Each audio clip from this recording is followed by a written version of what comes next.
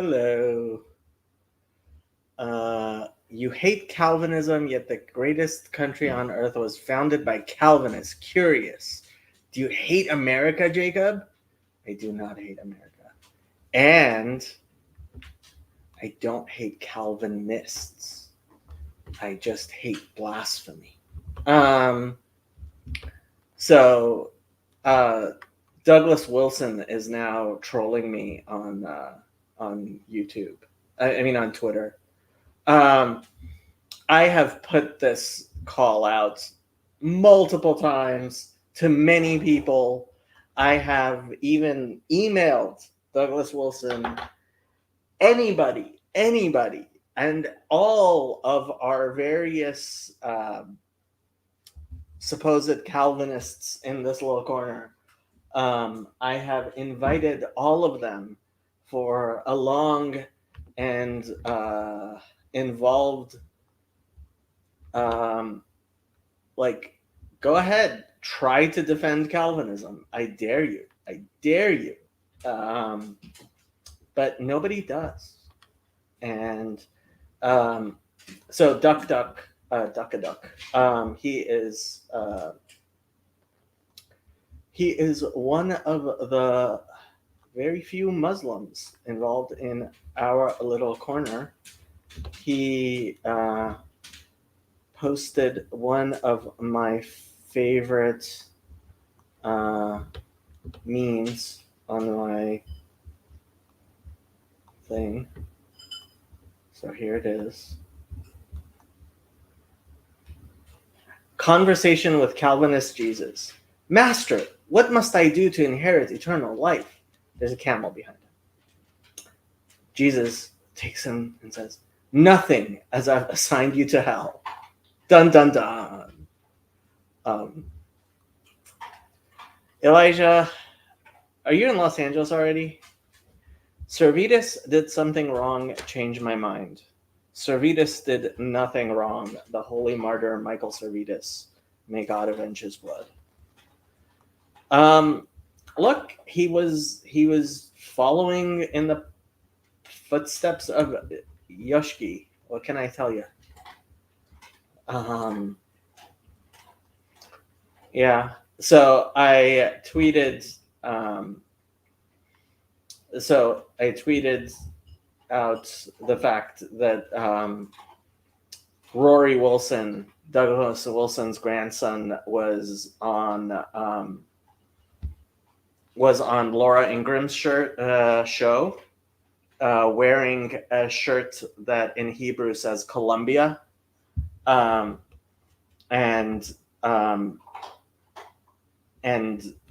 Canon Press retweeted it.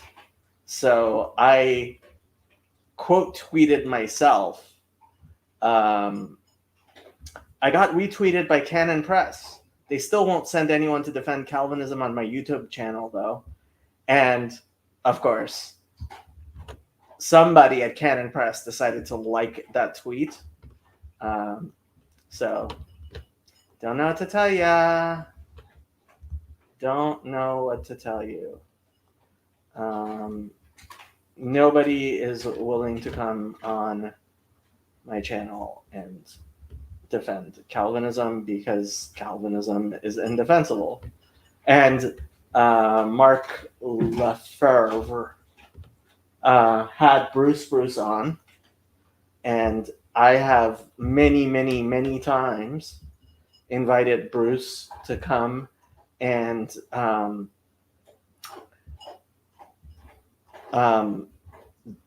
attempt to defend Calvinism, which, like, nobody's willing to do. So I don't know what to tell you. I don't know what to tell you. Okay. Do people want to come on and talk? So Charlie says, Jacob, you need a better hobby. Do I need a better hobby? It's a fun hobby. And hair. Do I need hair? If I needed hair, God would have given me hair. I'm pretty sure.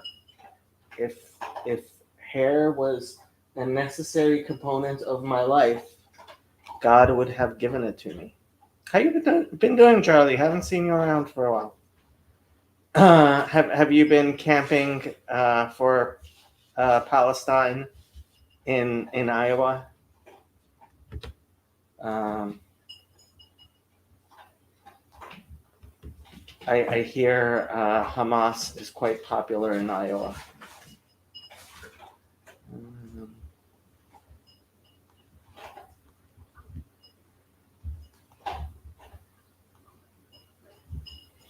Oh, for sure. We had a nice event today at one outside the library.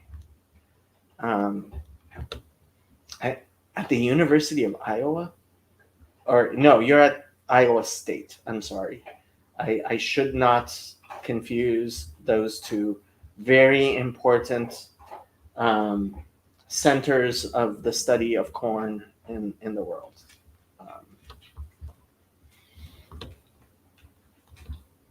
Okay. I am going to leave the link there. I don't know how long I'm going to stream. I had a busy day on Monday and a busy day yesterday and a busy day today. So when I got home, I had dinner and I took a nap. Nice long nap. How long did I sleep? Must have slept like 2 hours. And then I went and I took Happy for a nice long walk. And I got home and maybe I should just go to bed.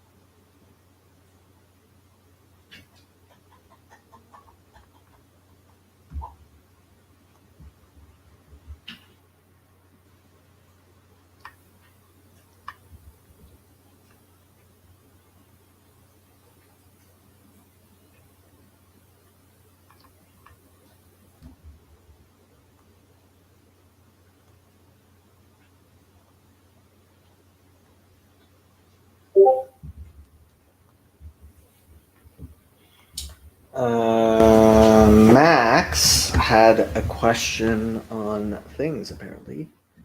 Okay. This is usually the part of the stream when Andrew joins. True. This is true.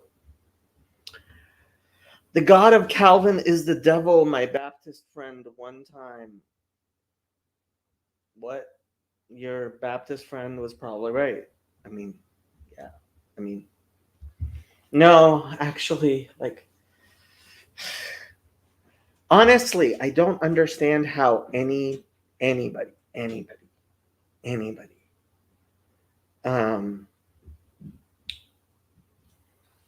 can read their Bible and, like, I mean, come on. Is this not the perfect encapsulation of all things Calvinist?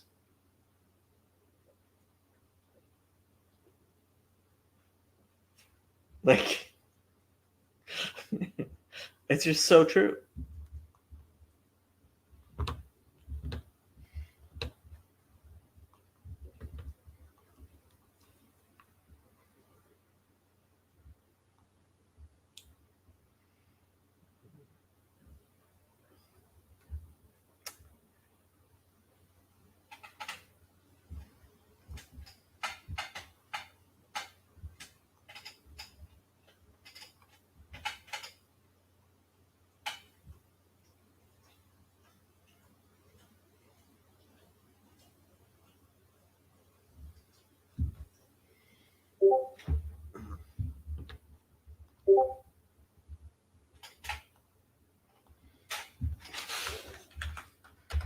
You are so hilarious, Max. Max, of the people who are so hilarious, you are one of them.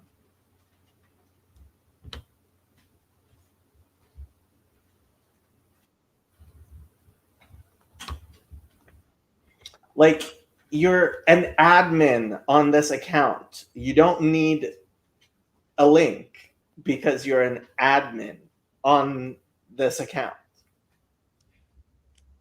Not that I didn't put the link into the YouTube chat, not that, like, it's not available to the public at large.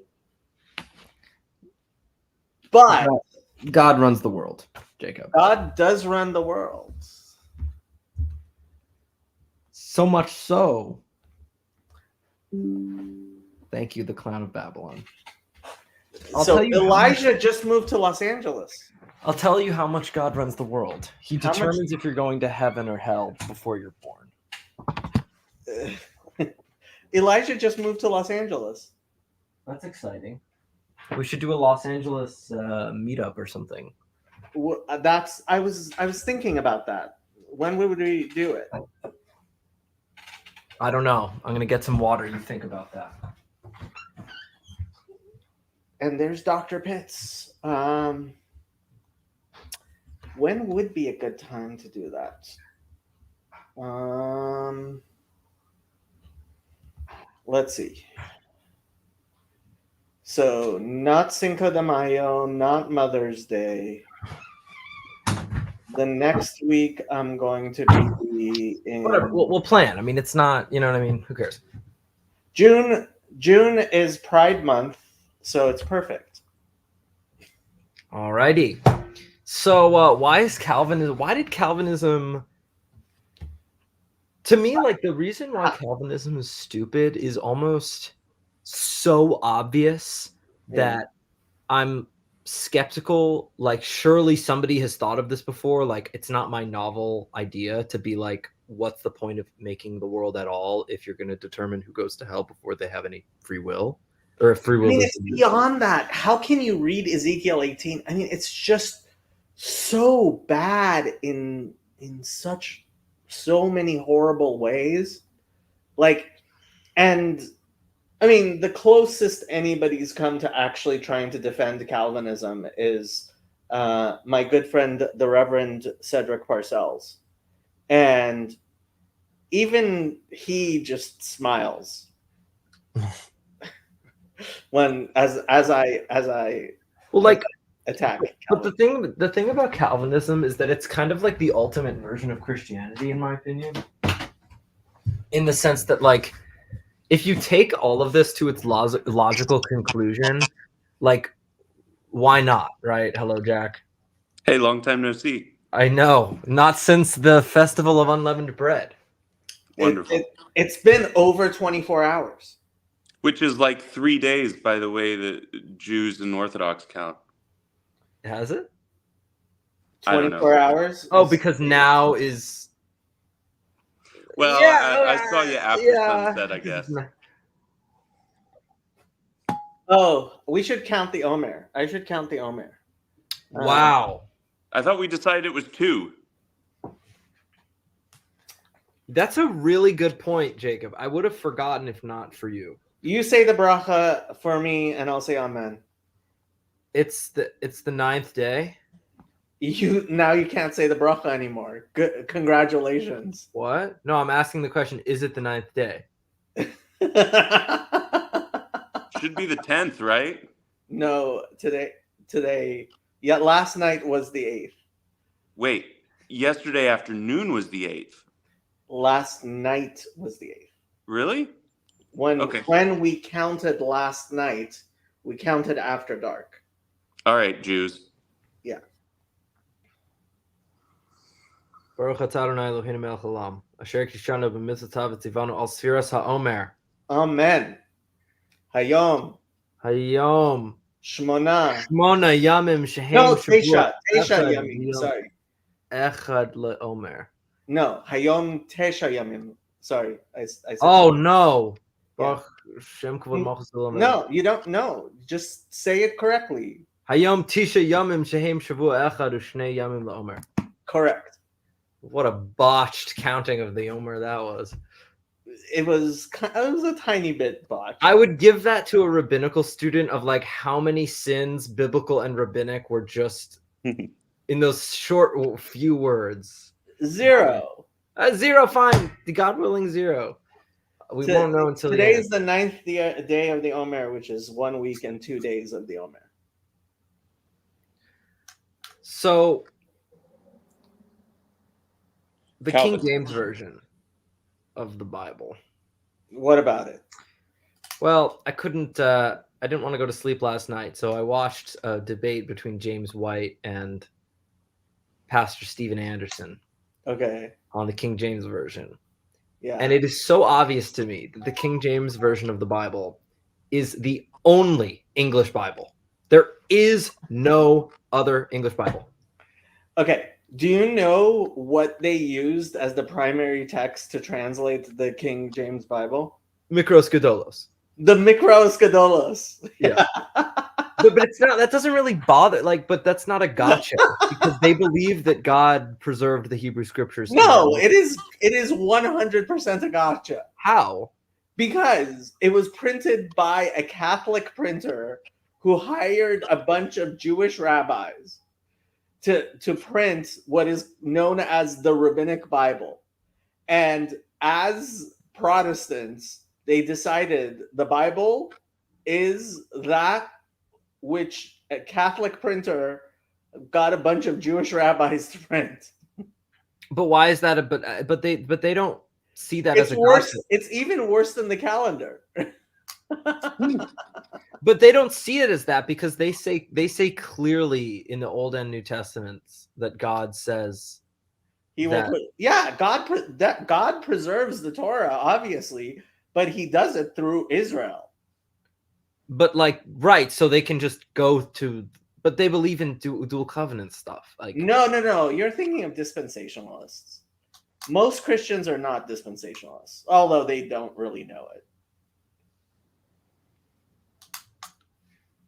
The King James sounds good, right? It sounds amazing. There is literally once you clicks. I don't know what Bible you read, Jack.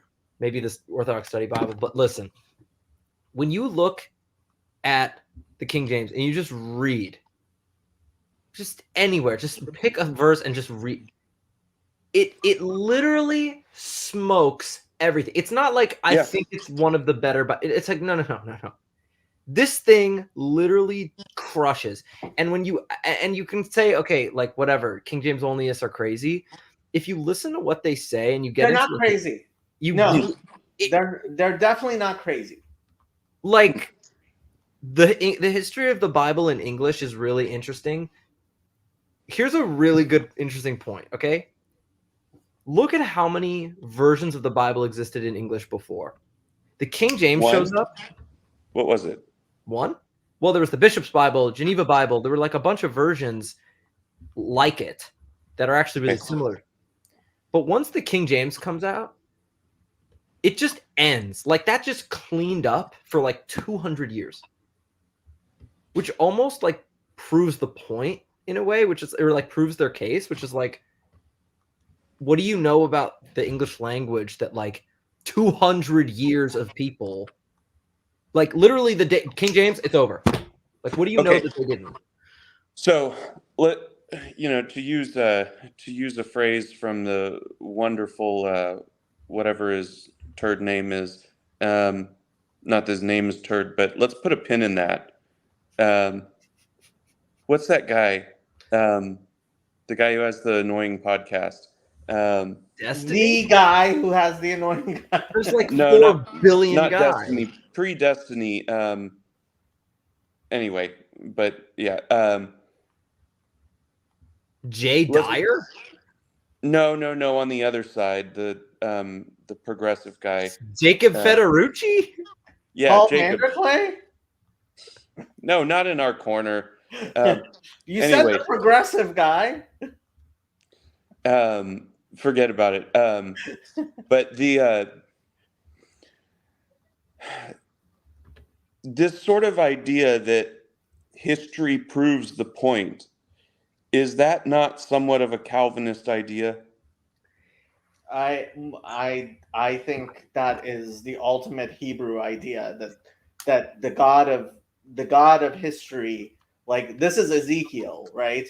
And Jeremiah, that which the God who created the world decrees is ultimately, I think that's what the Exodus is, right? Our God rules the world. And frankly, I think Calvinists and Calvinism and Paul's whole Satan is the God of this world thing is an inversion of that. So okay, let's not get on the question of angels and good and bad. Okay. But Max, it seemed like you were going to say something.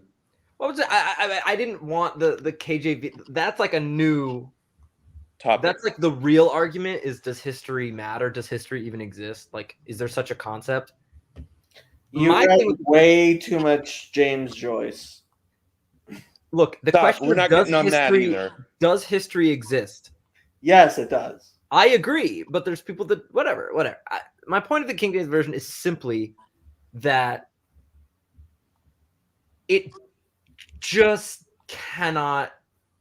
Like last night, I was like at 1 a.m. reading Bibles in English from the past like 600 years. Because you have finals, and this is what you should be doing when you're. But it just, there was no, like, that just, no. King James, it's over. This thing is over. Like, think about what that means. That means that you can hold the King James Bible and say, this just is the Bible in English. No, it's good. And I don't just mean the Bible, the King James version of the Bible is good. I mean, what you're saying is good, but it is still circular, and that's okay, and maybe we just have to live in the circularity, but that is circular. Like, okay, the King James Bible for the vast majority of Americans is the best access they have to the Bible. So the comparison I always make is a translation of the Bible is like a picture of the ocean. And a picture of the ocean is beautiful if you don't live near the ocean. Like, if you've never been to the ocean, if you've never actually gone swimming into the ocean, then yeah, a picture of the ocean is beautiful. And frankly, for some people, Like, it's a lot safer, and they might actually prefer it to jumping in the ocean.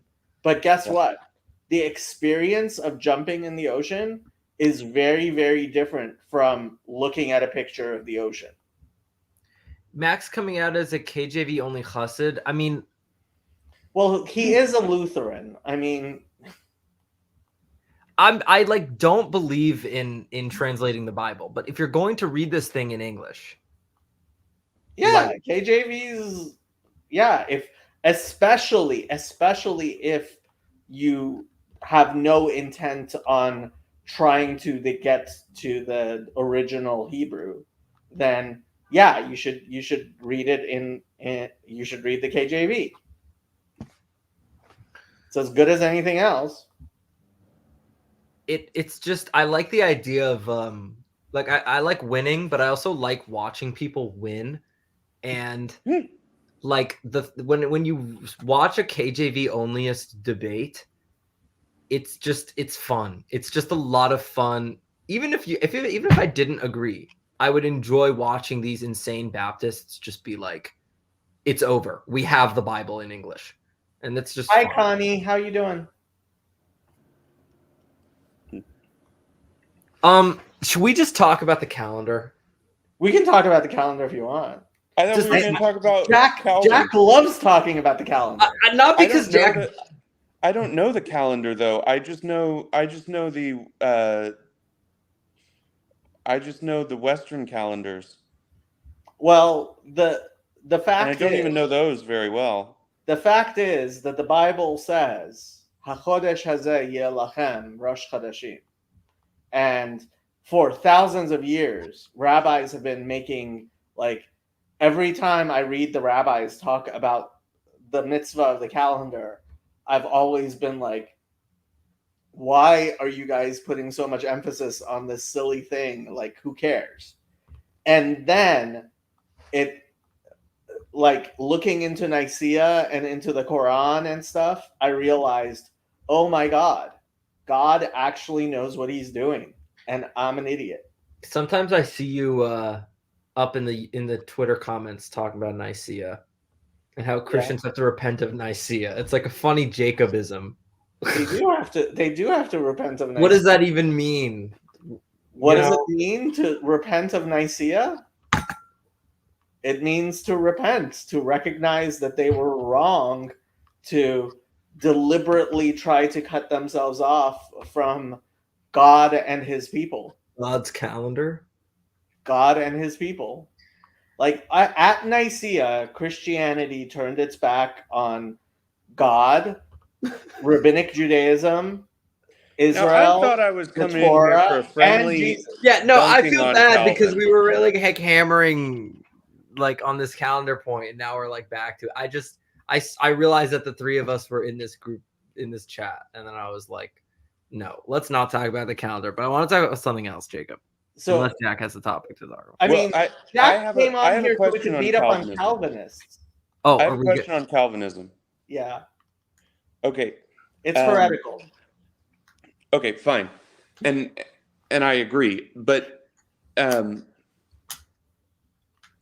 how what if the 5 point sorry, yeah. So Jacob, you have interestingly mentioned, but only very vaguely, things about transmigration of souls in the Kabbalah and that sort of stuff. And in our last conversation that I was on, Father Stephen came on and said, yeah, you're right. We probably don't have all that much difference if people really knew what people were talking about when it comes to that issue. And another thing that Father Stephen has talked about is the kind of insisting on this, you don't know what it's like to be a bat, and you, if you were a peasant in, in the Middle Ages, in, the 12th century England, you would not be you, so you can't talk about you having been a peasant in 12th century England. Have you heard any of this sort of discussion? I remember the bat thing a tiny bit. I think they use it on Lord of Spirits a lot. I have no clue. Like, yeah, I mean, I haven't heard them talk about the peasant thing, but like, yeah, we don't actually know what it's like to be a. But at the same So time, it's kind of related. It's not. Yeah. It's not exactly the same idea as far as I can tell.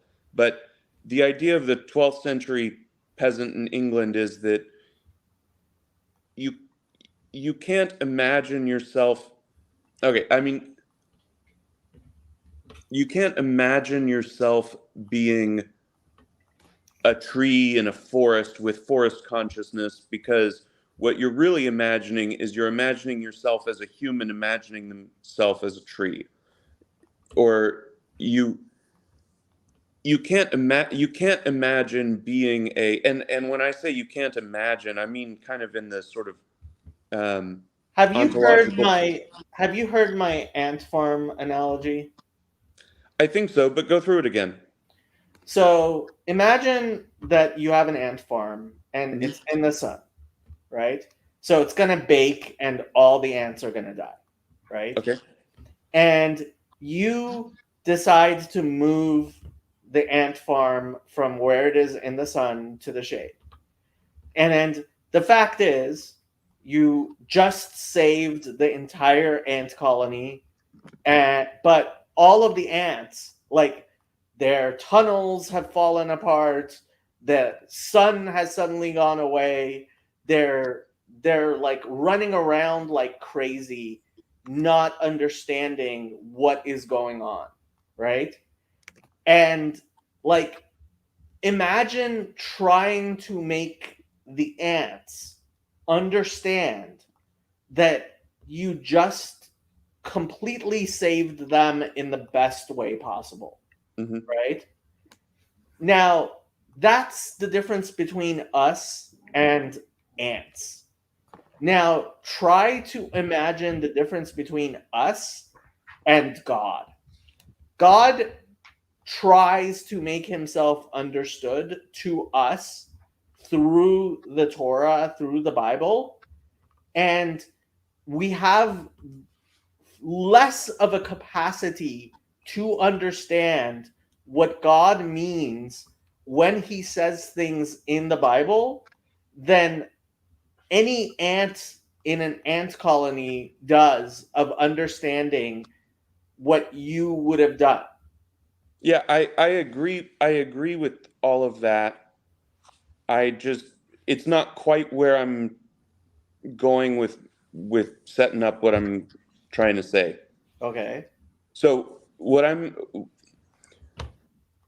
um the Lord of Spirits hosts talk about, have talked about the soul as not the identity of a person, but rather the animating, pun intended or anti-pun, it's not actually a pun at all, um, the animating force of life, I believe, is more or less what they're saying. I mean, animus, okay, it's not, Yeah. I can't be that wrong if I'm using The word the animus. word. Yes, correct. Yeah. So the idea being that your soul is not actually what identifies you. So this is one of the things that I have pointed out to Father Stephen, and he's like, "Oh yeah, you're absolutely right," because Mhm. it's all over Scripture. So in the Hebrew, like in at least a couple of places in Psalms, we say "Barchi nafshi," right, which is a command to your feminine soul, Mhm. right? My soul bless, right? Now, Yes. who's doing the commanding and what are you commanding? Right. And they have used exactly this thing. They've talked exactly about this exact example in Lord of Spirits. So where I want to go with this is where I want to push Calvinism to see where it breaks, because I'm not a Calvinist, but this is something where I think there might be something to investigate. And that is that if the soul is not what identifies someone, and if the soul is really the animating force, as it is almost by definition, Okay. then if you were to try to imagine your soul as a peasant in 12th century England, it would not be you, even if it were your soul. I have no clue what you're trying to say. What I'm trying to say is that your identity is bound up in the context in which you live. Correct. So yeah. to attempt to imagine yourself in a different context is to imagine something which is not yourself. In a sense, correct, right? Okay. Anytime you try to imagine anything other than that which you have personally experienced, you are in fact projecting yourself into something that is not true and cannot be. So where again, this is a Steelman sort of ish thing where I don't actually have this point of view. That caveat being stated, if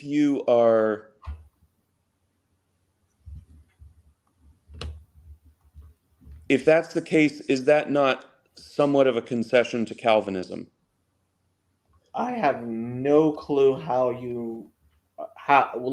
which part of Calvinism, what exactly are you talking about? Hey, Well, the predestination of the person. That if I cannot imagine myself in a different context, then in a sort of hermetically sealed loop, am I not admitting predestination? no. What does it matter whether or not you can imagine something? The question is, did God, and the answer clearly from the Bible is yes. The question is, did God give you a capacity to choose between good and evil? So the first question that you asked is, what does it matter whether or not you can imagine something? And that actually matters quite a bit.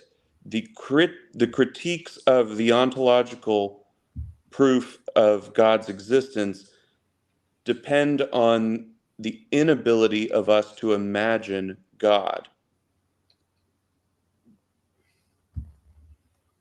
Elijah answered you. How does imagining relate to predestination? Predestination is a question of how has God created the world? And the Bible clearly states God has created the world in such a manner that we have a capacity. So whether or not I can imagine it or not, God has given me a capacity to choose between good and evil. Okay, I don't subscribe to this, so please, easy. Okay. Imagining matters a great deal. Are you familiar with the ontological proof of God's existence by Anselm? Yes, I've heard of it. I'm not a huge fan. But He be like, God has to exist, bro. Like, shit, come on.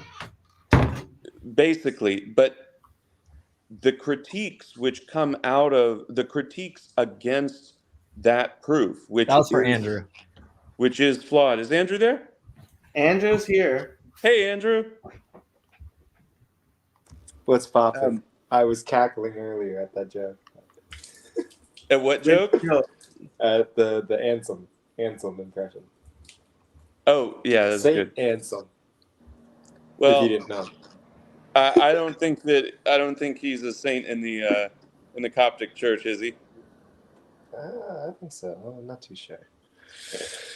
All these Latins, nobody knows them. That was post.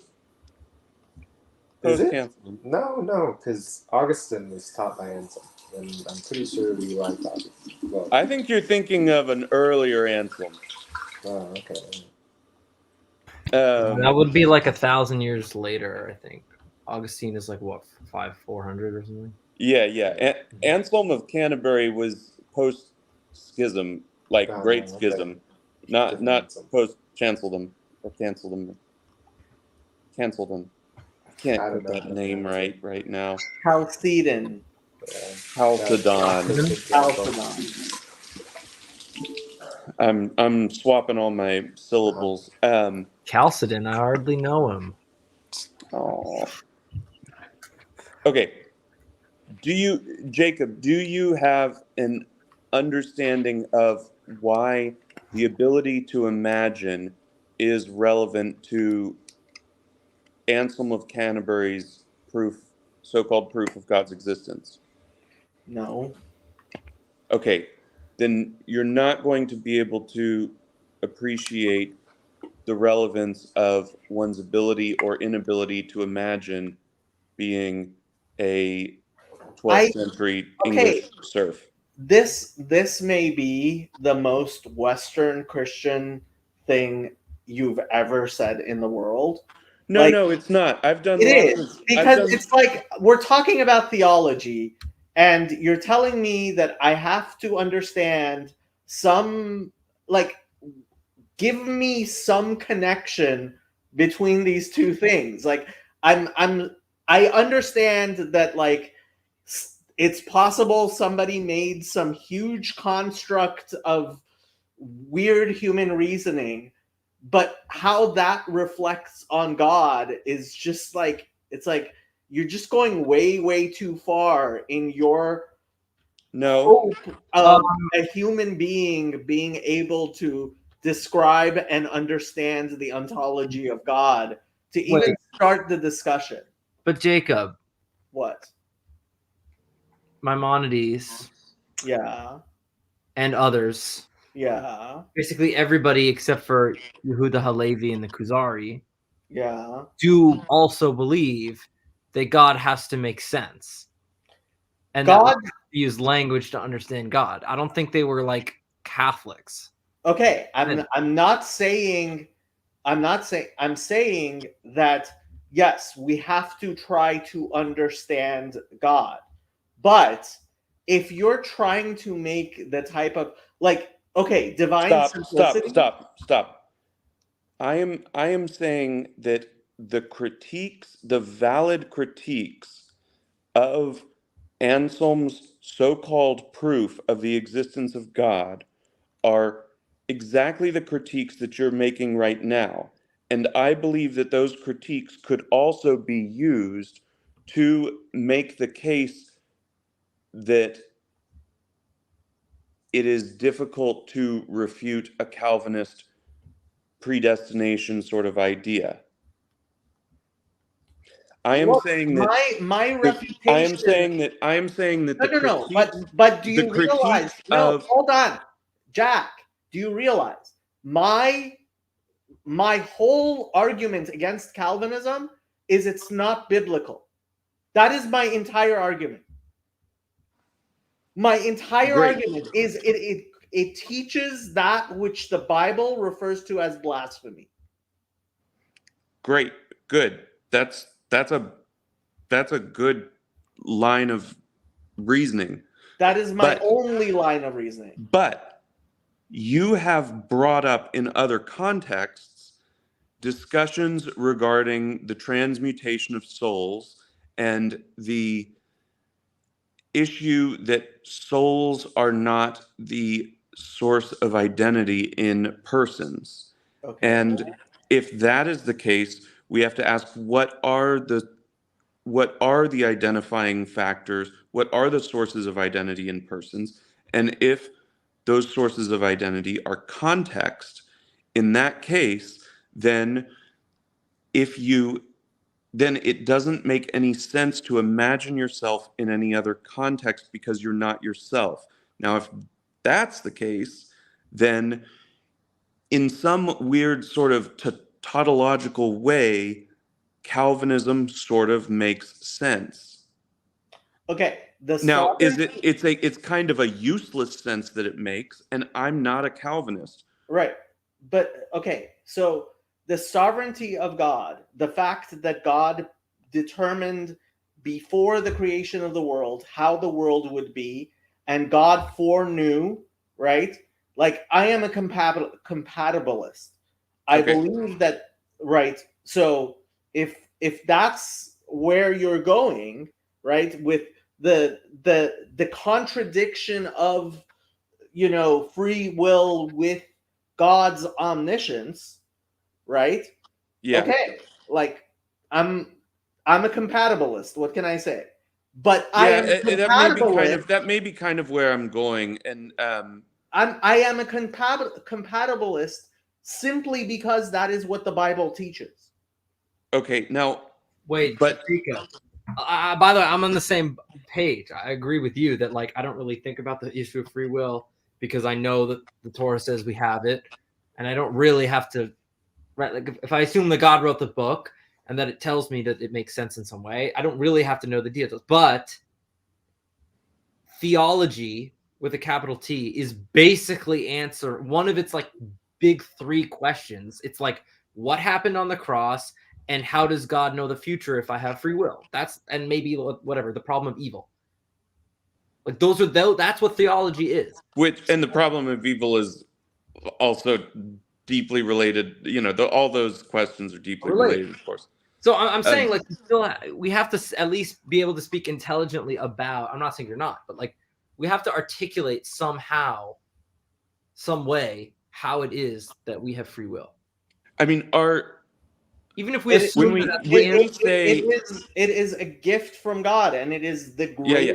It is the greatest mystery in the world. That is actually free will. When we say that Calvinism is dumb, Yeah. Am I incorrect in thinking that there are not an insignificant number of compatibilist Calvinists?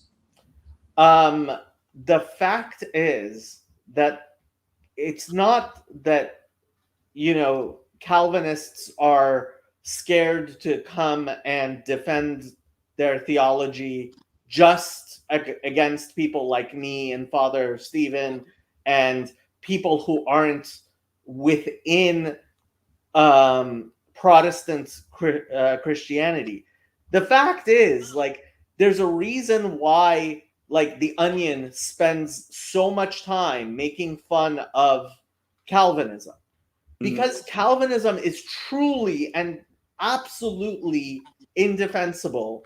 Like, Sure, okay, but aren't there a lot of compatibilists in Calvinism?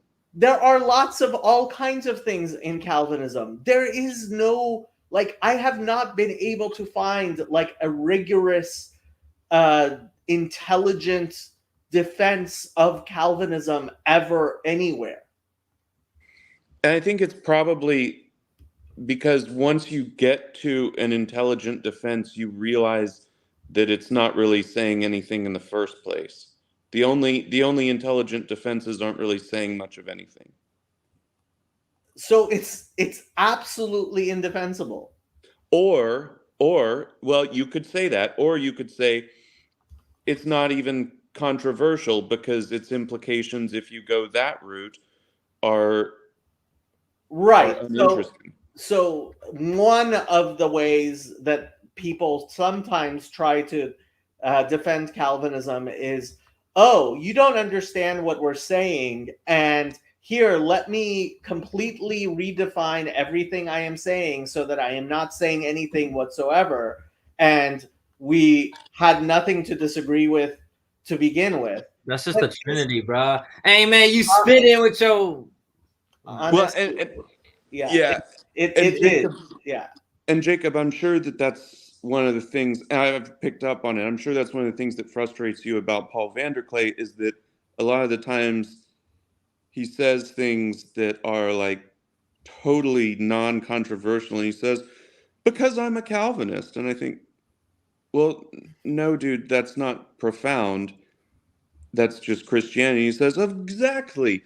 because Christianity is Calvinist, and it's like, no, dude, like there was a time before Calvin, and nobody thought anything different. He says, exactly, we're just doing the right thing all the time. And But he doesn't even know when Easter is. Now that I'm on this Easter thing, go take it away. Take it away, Max. Like, to me, it's all connected. Where I'm like, how is it that Calvinism can even happen, let alone like make America is a Calvinist country. It was founded by Puritans. How is that possible? Obviously, you know my issue is the Trinity. How is it possible that the Trinity exists at all, and how many versions, takes there are, let's say, on it? Even just God created. I mean, this. But now, no. Here's the thing, Jacob. I look at the world's religions. Yeah. I look at Christianity, and I'm kind of obsessed and fascinated with Christianity. And I'm like, what is like going on here? God created the perfect vessel to spread Judaism throughout the world, so that bro, you are now now that you've told me that they don't really know when Easter is. Like, it's a through line. Like, now everything makes sense, and I like wake up and I'm like, yeah, God created. Look, Paul of Tarsus was 100% correct when he said, "Now we see the world as through a glass darkly, and we will eventually see in the light." Like, that's what Christianity is. It's seeing the world with sunglasses on because you cannot stand the brightness of the Torah. That's all Christianity is. Here's the thing. What about the argument? Okay, there's an argument. We talked about history, right? Yeah. Couldn't a Christian just say, like, obviously Christianity is true because the temple exploded and then Rome became Christian and then America happened? Well, that's what Father Stephen says to Jacob. That's what Christians for a long time did, and in a very certain way. Like, and it's funny. So I was talking to an Orthodox rabbi, and like he's like, yeah, I mean, look, Christianity exists. This is Maimonides. Yes, like the temple, like it's not like God didn't know that Jesus and Paul and the entire Roman Catholic Church would happen, right? This is a silly caricature of Judaism, which we've had to project, because if we said clearly, like if 300 years ago, Rabbi Yechiel, who in the defense of the Talmud in France, or the Nachmanides in Barcelona, had clearly said, yes, God created Christianity so that you guys could eventually understand that the Torah is true, like people would have lost their minds and killed all the Jews. So we couldn't say that. They kind of did those things, though. I don't know if I'm following your point here. I'm just saying, like, there's a certain like argument from history that Christians make, and Muslims make the exact same argument, where they're kind of like, I'll give you the Muslim version. You Christians argue about everything, including who God is. Muhammad shows up, literally crushes Persia and Rome, spreads this religion to every continent, and it's still the fastest growing religion. So, like, shrug emoji, it has to be true. Like, duh. Right? And like, even though that's a bad argument, like, what, Andrew? I mean, like, Persia and Rome kind of like beat each other up, like. Right, so that's like a good counter argument, is that it had nothing to do with Muhammad and that he got very lucky. But like, there's the Persians aren't even Islamic. Yeah, it depends. Jacob will tell you all about that. Okay. Max, I appreciate your argument, and I think I understand it. And I want to offer an argument from against history, which is that one of the things which I was encouraged by when I joined the Episcopal Church about 10 years ago was that nobody in the Episcopal Church, I met like one person who's a bit on the edge, to say the least, who thought that the Episcopal Church was founded, and by that, let's go back to Church of England, was founded by a reputable character. I met one person who was a stan of Henry VIII. Nobody in the Episcopal Church or the Church of England thinks Henry VIII was a great guy. And I took heart in this because I thought, oh, good. We're not going to have any sort of like, oh, we're the one true church pride kind of stuff.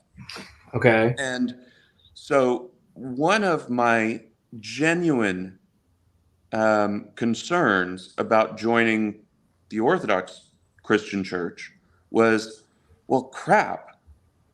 Now I'm joining the real church and I don't have any safeguards against my pride now.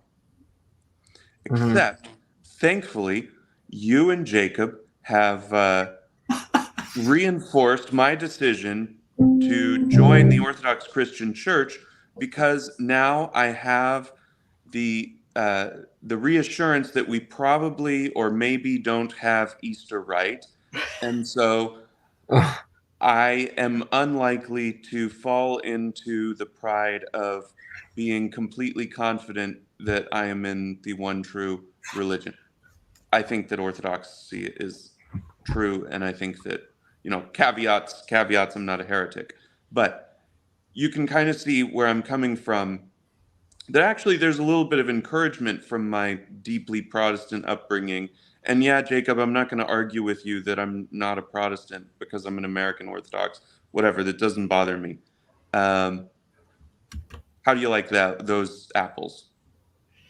I've never really heard somebody describe what you just said, because what I normally hear is basically like, I assumed that there was one true church, and then I went to all the Protestant ones, and none of them had the balls to say that, except for the KJV Baptist, but they're like, whatever, insane. And then basically, I am the opposite. And then I found Orthodoxy, and now I can be like Gene apologetics and like dunk on 30-year-olds on like Reddit and like be like, actually, whatever, like, you know what I mean? Yep, I know what you mean. Why do you want so much a reassurance that you might be wrong? Well, because I don't actually think I'm wrong. Okay. What? No, I mean, you do get the point, and I don't think I know what you're saying. I don't think I have a whole lot more that's defensible or intelligent or coherent that I can say on that, because it's not a defensible argument, right? I feel that's like the whole point of it, actually. I think everybody's Protestant because basically everybody like chooses their religion now. Like, even in like Kiruv, which is Jewish religious outreach, right? They'll still basically argue for why they should believe in God, why they should believe that the Torah was written by God, why they should believe that rabbinic authority exists, or like why God established it, and why you should. Yeah, old school Judaism before the Rebbe like didn't even try. Well, I'm going to say something kind of the opposite, which is that like it's not really like that's a Protestant idea.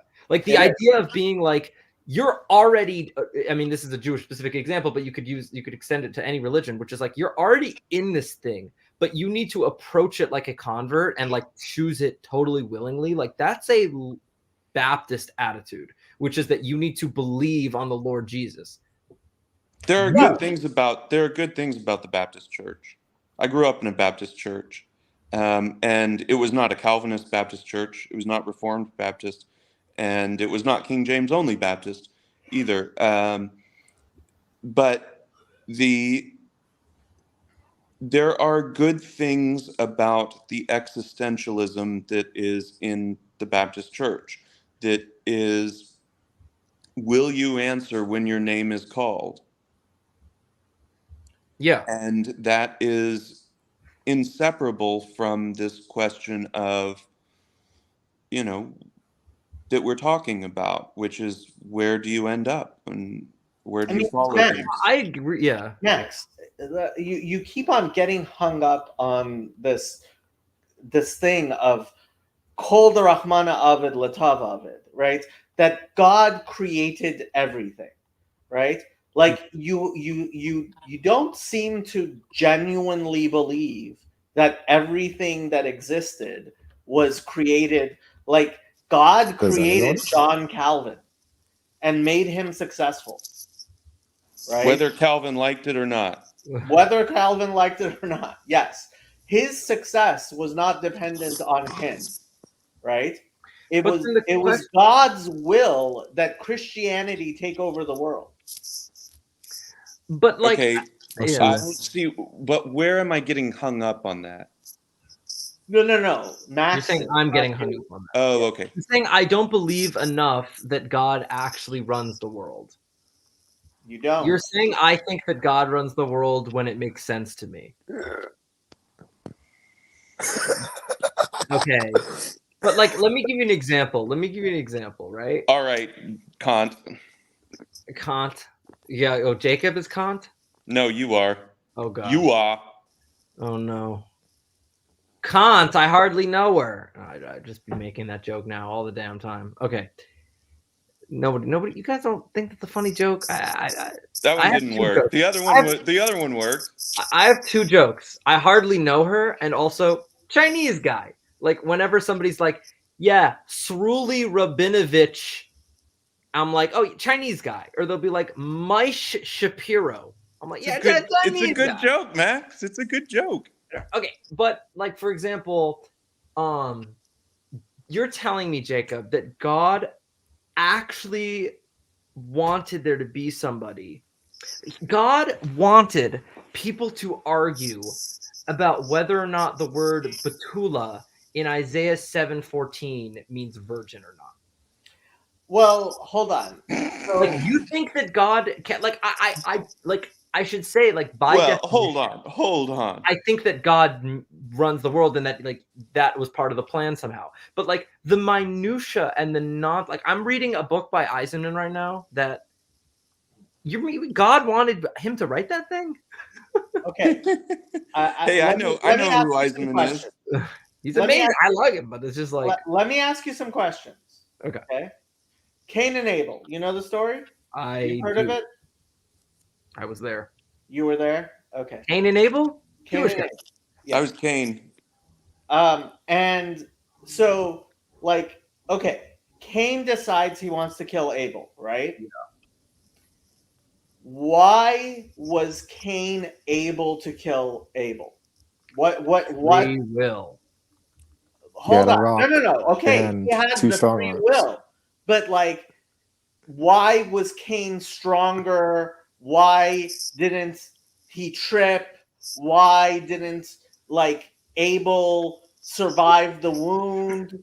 Like, what made it? Why did it actually happen the way Cain wanted it to happen instead of the way God wanted it to happen? Because God came to Cain and told him, you don't have to do this.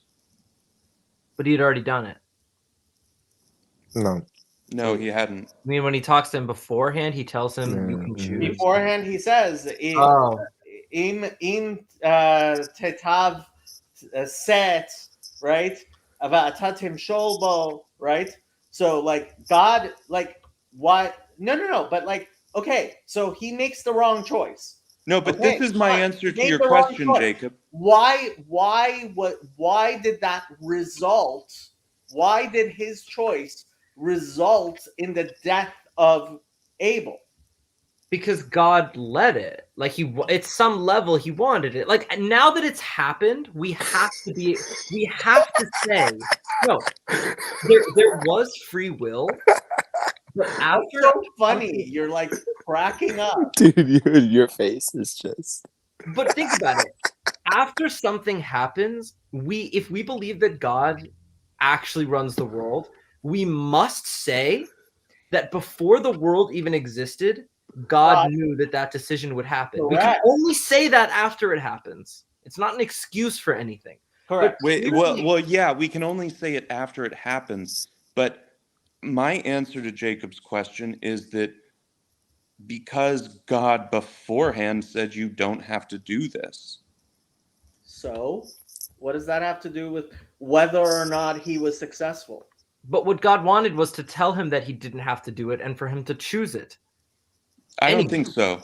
So No. we can't Why? believe in predestination. We can believe in post-destination. I mean, that's kind of what this comes down to.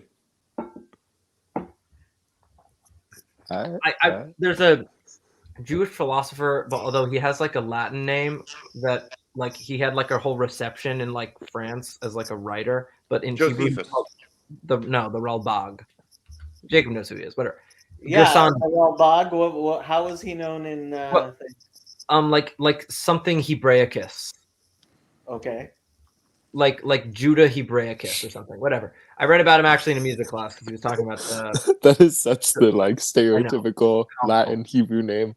Judah Hebraicus. Like, here's oh the my thing god. about what the Ralbag says about free will. He says that basically it's post-destination. Like it retroactively changes what it meant that God runs the world after something happens.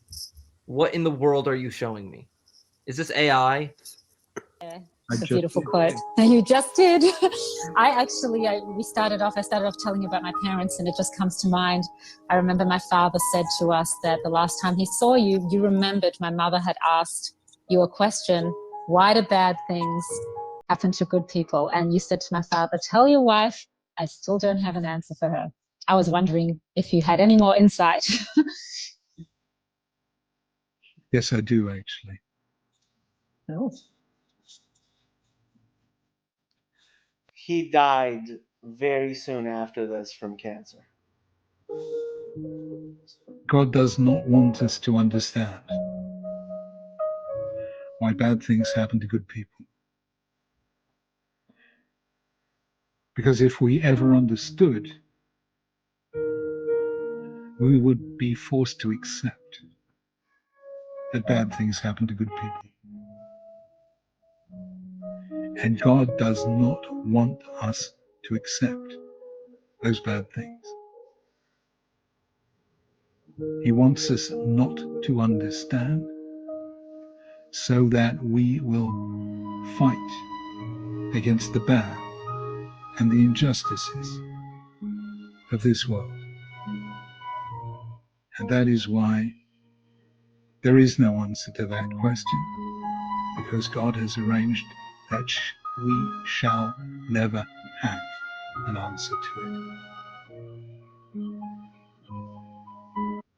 I agree, but that's the problem of evil. It's Shira the Kalim. That's what it is. I know, but like, I guess I just don't understand like how weird and stupid things get at this point in history, right? Like you have periods of history. Welcome to life. Empires are moving, and like even like 100 years ago, you have world wars, and now the Magister Leo Hebraeus. Thank you.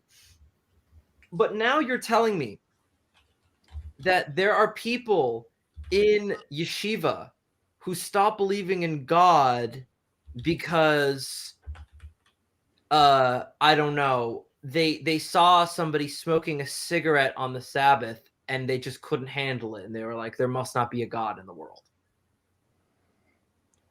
Yeah, I mean, are we mentally retarded? Like, what is wrong with people today? Yeah, like, I how don't have they gotten Max, so just This is not a Sigma time in history. is not a singular time in history? But you're saying? no. Yeah. It isn't. Max, just a little anecdote. I just recently texted Jacob and said, "Oh yeah, I forgot we live in stupid land." Um, but this, to me, is related to the question of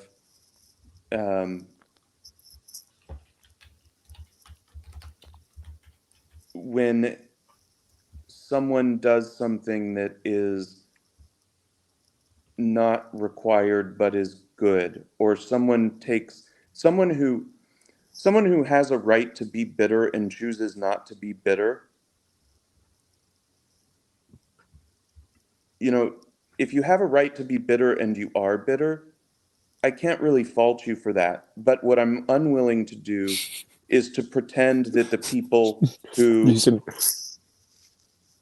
who have a right to be bitter and who don't exist. I'm not going to pretend that the people who make the unnecessary but honorable choice don't exist. You shouldn't tell Jacob this. I He's have much too my bitter. my brain is it's too late and I'm like falling asleep, so I didn't quite understand what you're telling me. Say that one more time.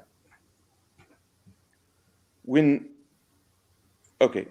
someone makes a decision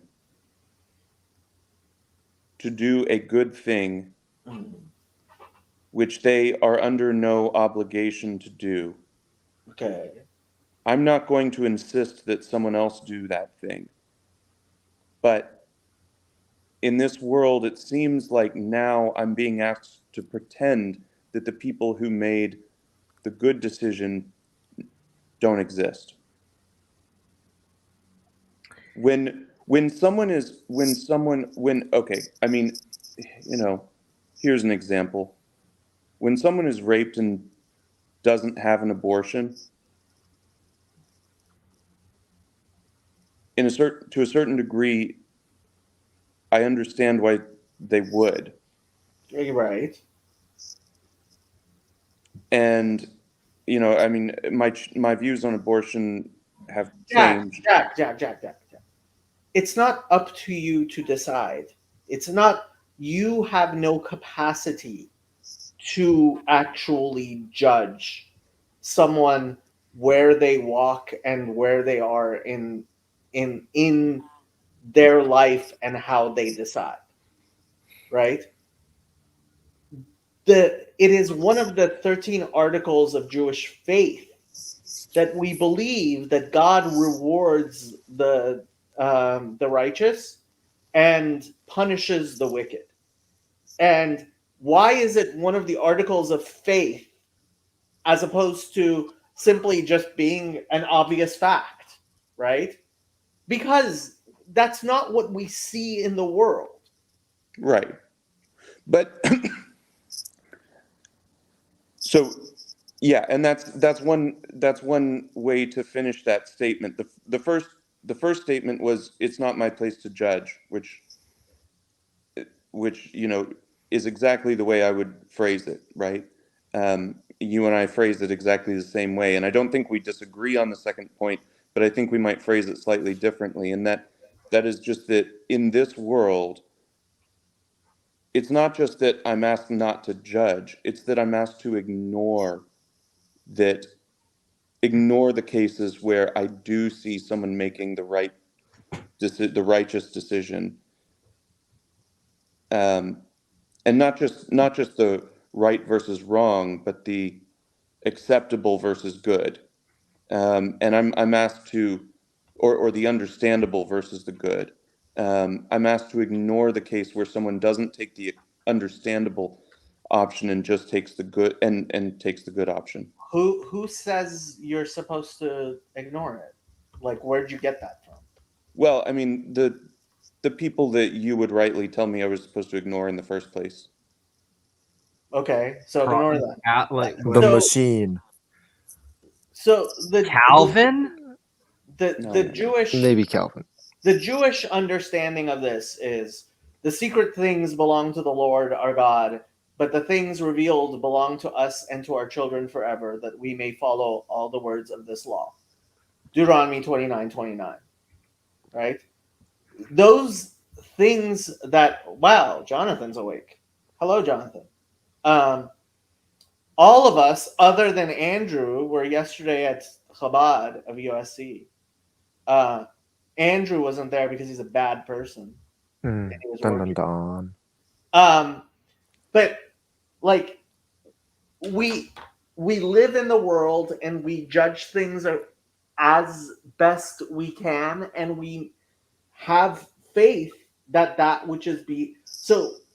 Yes, I will judge people when I see someone doing something clearly wrong. Like if you're kicking a puppy, right? Like I am going to judge you. Now, it's possible that you're kicking the puppy in a completely understandable way because you went through so much more than I ever would, and that has led you to kicking puppies, right? But that's up to God. Right now, I see you kicking a puppy, and like, no, I will not allow that. In my conversations with Jewish people about this topic, I've been speaking with people from a different tradition within Judaism. So not Jews. I'm not going Reform and to comment. conservative? I'm not going to comment on that. But Yeah. but one difference which has been suggested to me between Christianity and Judaism is the responsibility to forgive. And if you have been wronged in Christianity, there is an expectation that you forgive. And it's been said to me by Reform Jews that responsibility doesn't exist in the same way in Judaism. Not in the same way, yes. Yeah. Like, and so, not in the same way. right. I mean, yes, you should not be a horrible person, but at the same time, you should also not wantonly forgive. Like the Pope forgiving the person who tried to kill him, like, to the degree that, like, if he had the capacity that he would let this person go free, then that would be counted as evil by Jewish standards. Right. And I mean, part of this, as you surely understand and appreciate, is that in a lot of contexts, this just means that in Christianity, forgiveness is cheapened. Yeah. And I mean, I think that might be true in a lot of contexts. But what I'm saying is that when someone does genuinely forgive in Christianity, there is some sort of an expectation, I feel sometimes, to ignore genuine forgiveness because it is seen to be a threat to people who don't have the duty to forgive and don't. People who don't have the duty to forgive or the responsibility to forgive and do are sometimes seen as a threat to those who don't. I'm not sure I understand what you're saying. And like, if it wasn't midnight, I would be like trying harder to understand what you're saying. That's okay. We can pick it up again some other time. Yeah. Here's the thing. No, now we have CW weeks. Okay, I am going to bed. Wait, Jacob, can I ask you something? Are you logged in on your No, I'm gonna go. But wait, Jacob, can I ask you something? You can ask me something. Twitter does not like the Shabbos lamp. You know what the Shabbos lamp is? Yes, I know what the Shabbos lamp is. I'm not you. I'm asking Jack and Anthony. No. I have my suspicions. So the Bible says you can't make a fire on the Sabbath. Mm-hmm.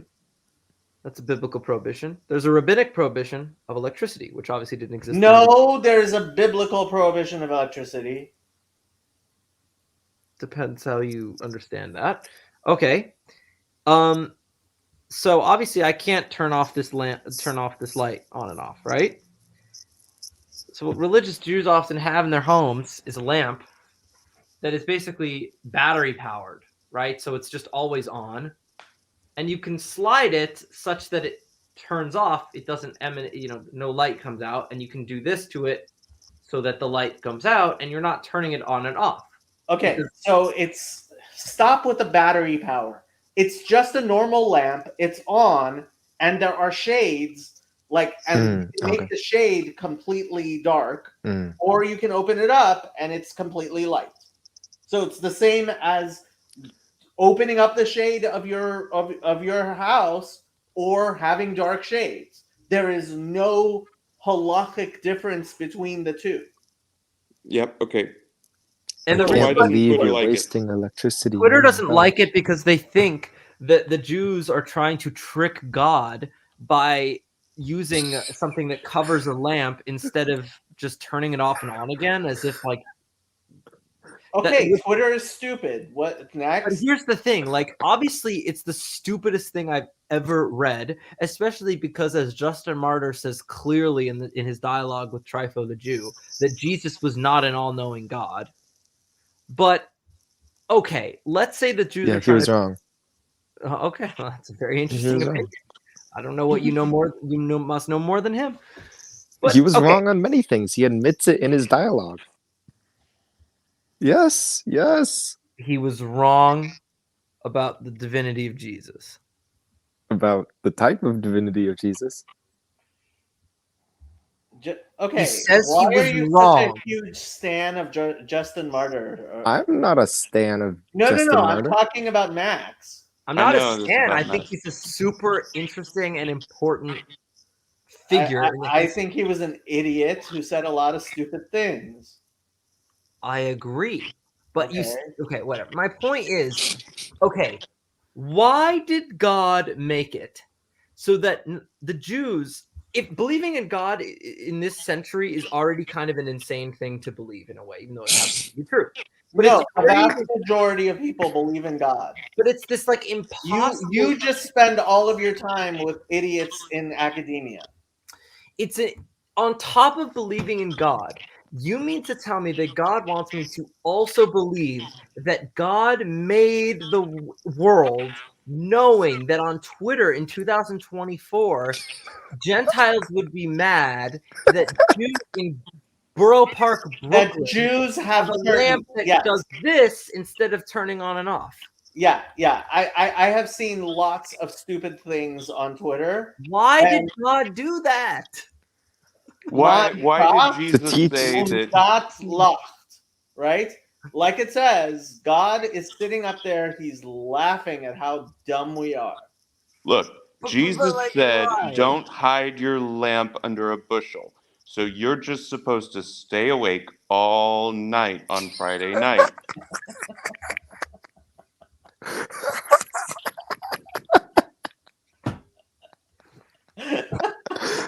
This is so easy. It's a fair answer. It's a fair answer. Heretics. Yeah.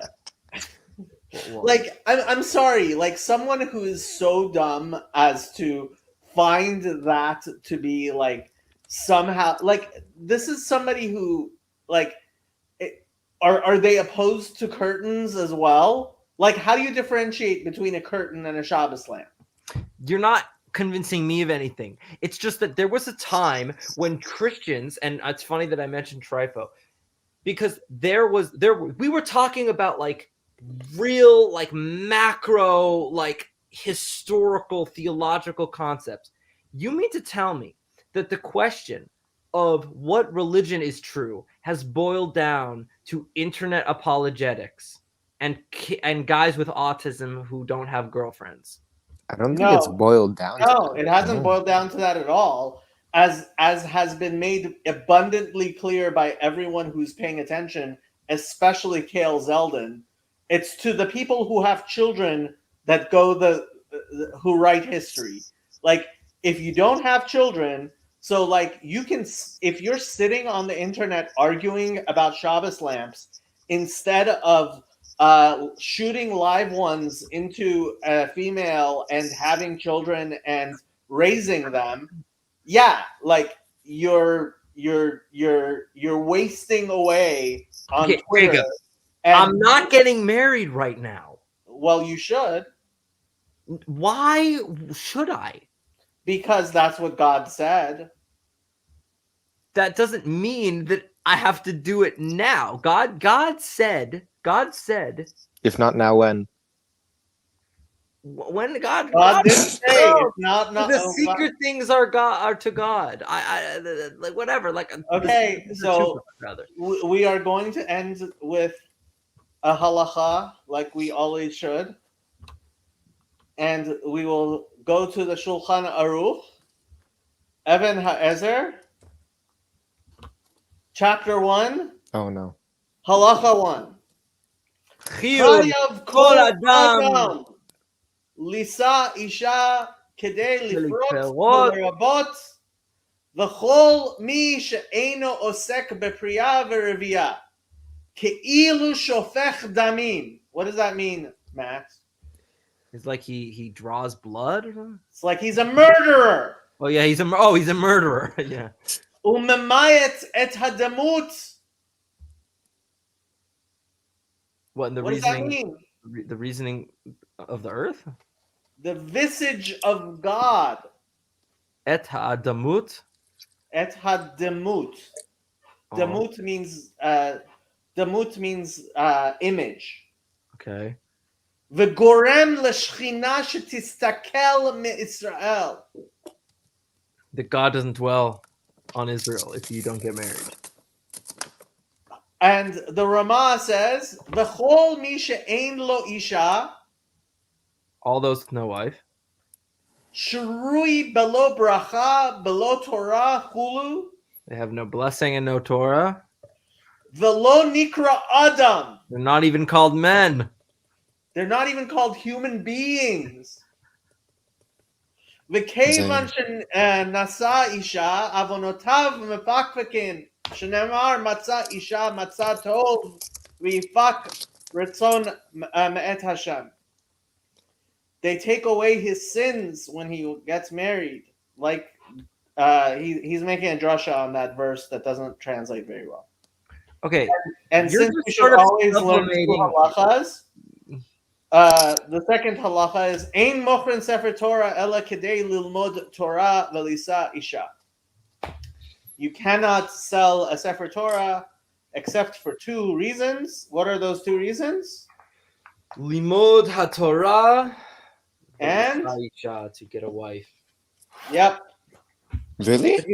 That's But wild. Jacob, you're just like sublimating your desire to get married to me. I am quoting Shulchan Aruch at you. You don't like the Shulchan Aruch? That's your decision. No, I poskin like King Solomon and have many concubines. And I have to say, I am aware of a particular person who's married, I won't say who, whose wife very much wants children, and he refuses to shoot live blanks into her.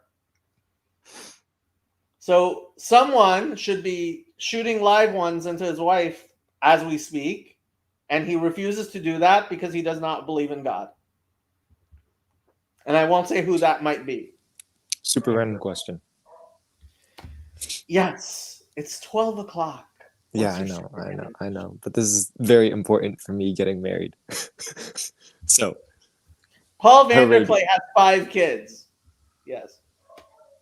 alrighty. Everyone says it means ultra orthodox.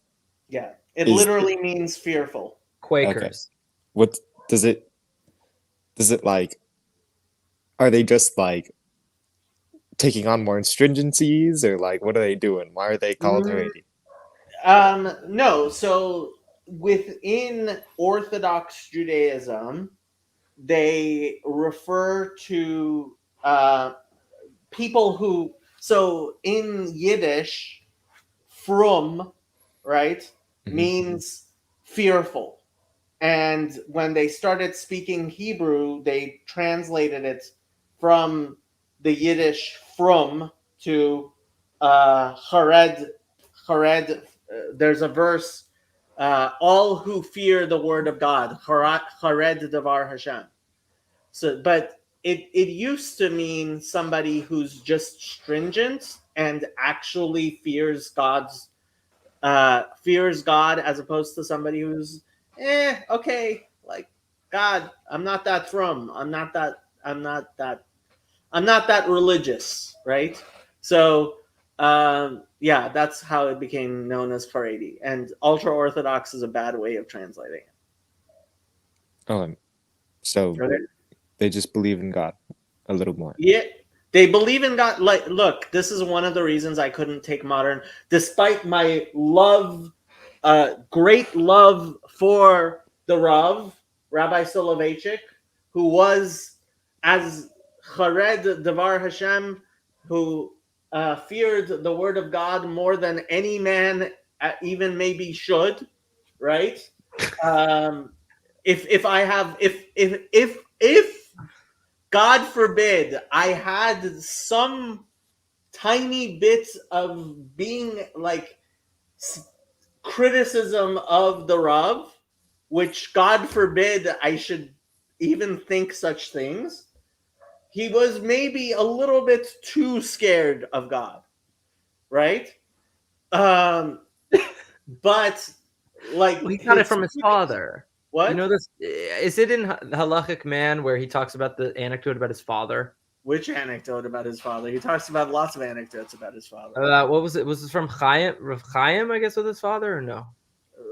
No, his father was not. His uncle was Rav Chaim Brisker. His father was. Yeah, well, his father was not that prominent, I don't think. Whatever. But point being, he was in the synagogue on one of the holidays, and he was like, oh no, that was his uncle. That was his. Well, uncle. That was Rav Chaim. Yeah, and he saw his nephew singing and praying, like taking a little too long to get through the prayers. No, and he smacked the prayer book out of his hand, and he said, "You're wasting time. Go learn Torah." I think you have the wrong story, if I remember correctly. And actually, CW has now become the greatest expert on. So I told him to read Halachic Man. He went and he got like a bunch of commentaries on Halachic Man I've never seen. And apparently he's been studying them. And CW at some point, after he shoots a live one into his wife once or twice, should come on and we can talk note 4. Jay, when are you getting married? What? Can you stop? Find me a wife. I'll get married. Us young guys, you're telling us to go shoot a load into some woman. I'm a kid. Into his wife. He's married. I'm not. You should get married. This is such insanity. It's insane advice. Why is it insane advice to get married? Because I don't have a job and I'm a crazy person. Well, maybe you should get a job and stop being a crazy person. People don't get married at this age. First of all, you do have a job. Second, in addition to the job, you're getting a PhD in worthlessness, so which should probably just stop, right? You don't need your PhD. You have a nice job. Just keep doing your job. Why do you need a PhD for your job?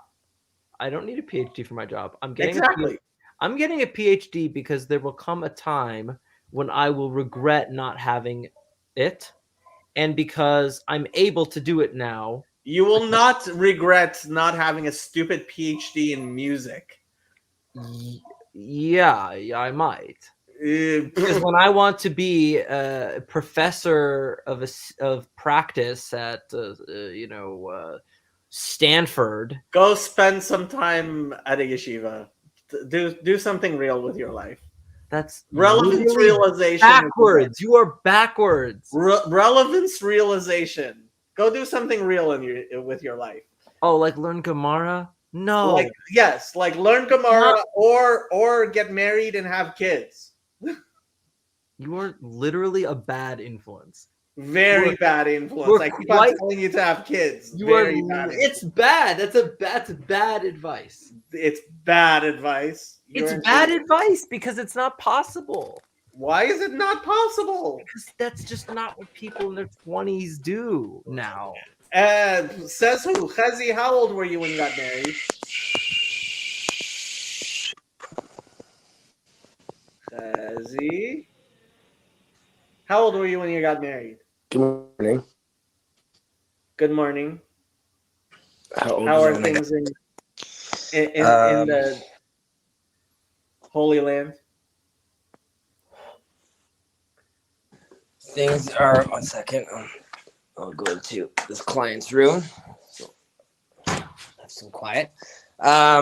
Things in the Holy Land are, I don't know, I'm very depressed. We could table that for a second. But how old was I? 24? He was 24. He got married. He has 3 kids, Blian Hara. Ken Yerbu. Oh, I hope. I have 3 kids. That is correct. I mean, that's just but not Max, really. Yeah. I'll tell you that when I was dating my wife, after a few months, her parents came into the country. She was doing her PhD. She was not doing a PhD. She was doing her master's here, and I met her parents. And when I'm walking around talking to her mom was like, "Yeah, we'll see how thing goes." And I went to my now wife. I said, "I don't think your mom gets it. Like, I'm definitely marrying you. Like, this isn't like, we'll see. He's a nice guy." I'm like, this is happening. And then I went to her. I'm like, listen, I'm marrying your daughter. So like, if you have like if there's something you're concerned about, like now's the time to like talk about it. She's like, well, you don't have a job. You're in law school. You're moonlighting as a designer. Like, who's going to take care of my daughter? So, that was that conversation, which I'm like, okay, I just laughed because I'm like, this is happening. And then like, a few months later, like we just got engaged.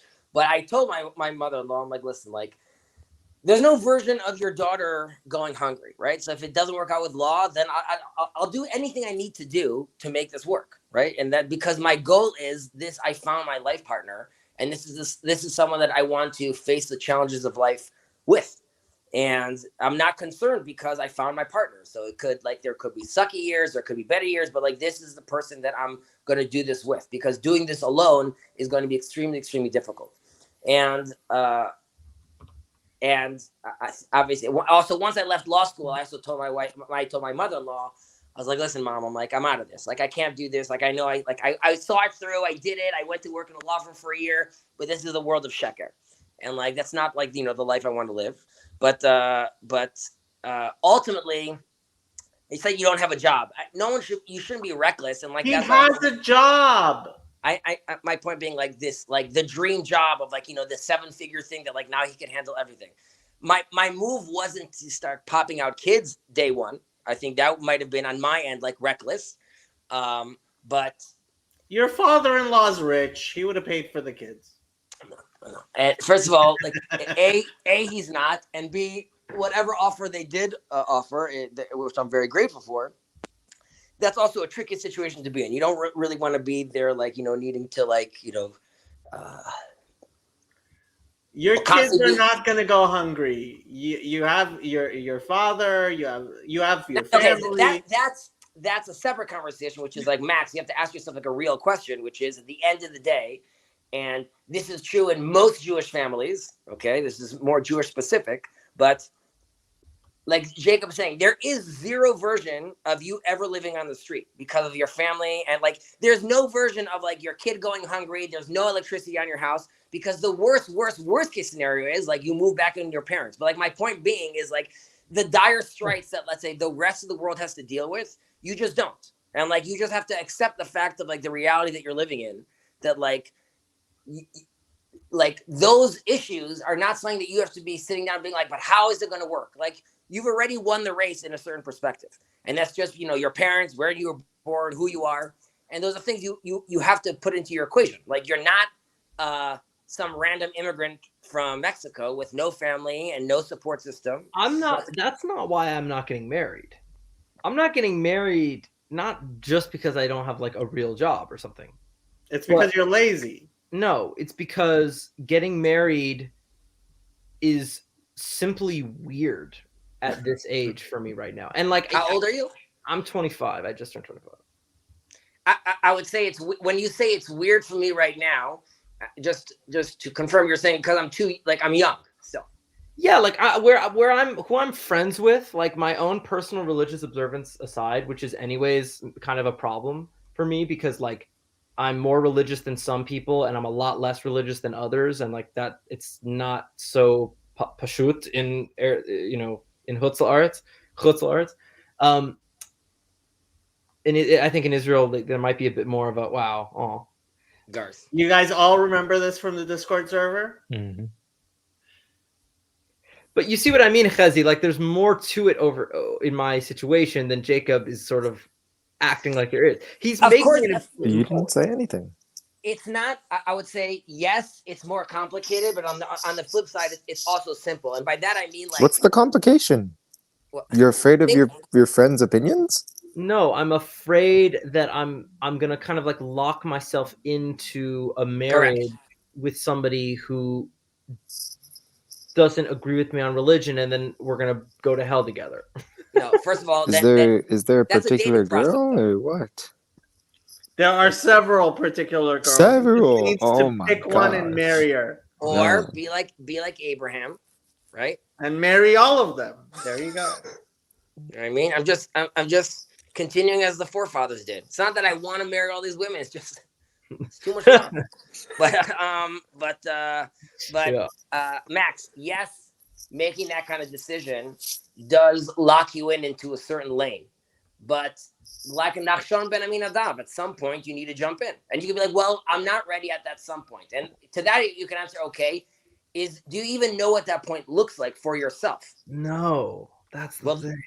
Okay, so but are you even so before looking for a girl, right? I would argue, who is Max? And if you're not spending time and figuring out who is Max, right? And that would be true with questions of the Moshav Letzim. Am I chilling with my friends? And are my friends and I trying to figure out for ourselves who we are? Are we bettering ourselves? Or is it just a lot of just shooting the shit, weed smoking, and like, yes, talking about like the Most High, but like not practical. So like, if it's practical, I feel like me and my friends are all trying to do that, then good. But if you have one line of thought, which involves unification with the other, creating life, and then mimicking God and being a mini creator and getting closer to the divine, or is the conversation a much more secular conversation? And then you have to ask yourself, is that the community I want to be around? Because if the community you're around right now is making you doubt if you're ready for marriage, then like you have to ask, am I in the proper community? And I'm not casting any shade on a specific one of your friends or individuals. They could all be fantastic. I'm just saying, where is the environment where you're going to get the most amount of growth? And that doesn't mean you have to come here or be in Volozhin, right? It could be music. It could be amazing. Please God, you'll be scoring the music for the high priest at Beit HaMikdash. That'll be fantastic. We'll all have the eighth note, and it'll be amazing. But Uh-huh. but no, it's not. Yeah. Go ahead. No, I have good friends. Like it's not like I'm around a bunch of like dopes. It's just that, and I'm not even concerned what they think of me either way. So like that's not why I'm not getting married. When I say it's weird, I don't mean that like I'm bothered by the thought of doing it. It's just that like there are certain things that you just don't do, I suppose. Like right, because it's we not live in a sick no and stupid society that teaches us all kinds of horrible things, like you shouldn't actually have kids. But here's the thing, like, for example, I think... Whoa. And frankly, I think it's a Darwinian test to see who's stupid enough to listen to stupidity and not have kids. It's just not that and weed themselves out of the out of the gene pool. You out of the gene pool. It's just not that simple. Yes, it is. Then who am I going to marry, Jacob? Like, what? Pick one, get her pregnant. Well, no, okay, that very quickly you'll end up in jail. So I don't know if you want to go down like that route. Or Hold on, I didn't say and pick one. I didn't say against her will. Don't rape anyone. Just explain to her. Say like, sorry, this is not me. This is Jacob's command. My weird old friend told me to get you pregnant. Let's go. Hey, if she agrees, but do it. Max, I could tell you as someone who dated a tremendous amount of girls, okay, and was out there. By the way, were you raised religious, Desi? Yes, I was raised religious. His grandfather is a great rabbi that Chezi very stupidly has not asked for smicha. But like already at 16, I started I was like, man, women are great. So like I was acting for a long time, okay, and I can't tell you, and there was a part of me that was also very much like I love the game, I love the hunt, I love the flirting, I love that tension, I love all of that. It was all great. It all pales in comparison. I know this sounds ridiculous. Like, I prefer getting the nastiest look from my wife, knowing that she's my wife, than some random girl batting her eyes at me. Like, the worst times with my wife are still the best things I could ever imagine. Because Trey is actually at the Coliseum, and he's stupidly on my channel. That is the actual Coliseum behind him. Okay, guys, I gotta get to sleep. Boker Tov to Eretz Yisrael. We'll just have to pick this up. I'm always open to discuss if you ever want, Max. But like, you hopefully you'll give me some better advice than Jacob, which is basically think like a 30 IQ animal and just impregnate some poor girl. First of all, to be honest, by the time I would assume, but this stream has been going on for 2 hours, there should be 4 or 5 pregnant women already. Good night, Max. All right. Good night, boys. Audio. Trey, why are you online? Like, you're at the Coliseum. This is the dumbest thing you have ever done. And you've done a lot of dumb things. All right, Jacob, next week, Trey and I are going to send you a video together from the old city. I will. Briefly send me a 5-minute video. But if he's in Jerusalem on my channel, then I'm going to smack him when he gets back here. I'll hop off. I was just wondering if you guys got Coliseum tickets. I really need them. I accidentally selected the wrong tour. I did an amazing tour over there. We did Rome for the Jews, and I did the Vatican for the Jews. And it takes you through all the history, but also constantly comparing, like it's letting you know what's happening sort of in the Jewish context at the same time, which was like quite fascinating. But like that's I'm like Jacob said right now, like I would just say this right now, this conversation is a waste of time. Look out there and see how great achievements were, and at the same time, in order to create that, how much blood, how much hate, how much death had to be involved with that, and be inspired to build much greater structures that are based on love and understanding. And Elijah wants to know if you've seen the Ark of Titus yet. Where's the Ark of Titus? I gotta Google that. It is in Rome, and you should take a picture of the whatchamacallit, of He the hasn't even menorah from there, so I can use it on my channel. he hasn't That's even read very- Josephus. It's very close to you, Trey. It's around 10 minutes from where you are. And also Okay. 10 minutes from where you are is the Michelangelo, the Moses, Michelangelo's Moses, which you should definitely go see. Which has horns. See? Ooh, see? I mean- Helpful. I wouldn't have never visited any of that. Okay. No, you gotta see. Okay, the chaps.